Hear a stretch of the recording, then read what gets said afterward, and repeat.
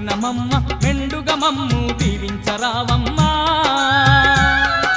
విజయవాడలో వెలసిన దుర్గమ్మ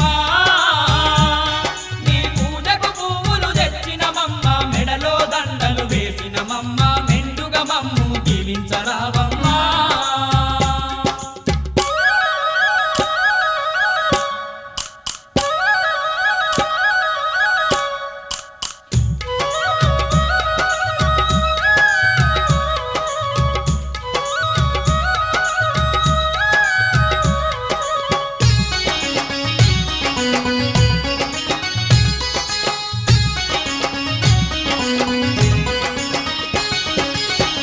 పళ్ళతో పూజలు నీకు అన్న పూజలతో అర్చన నీకు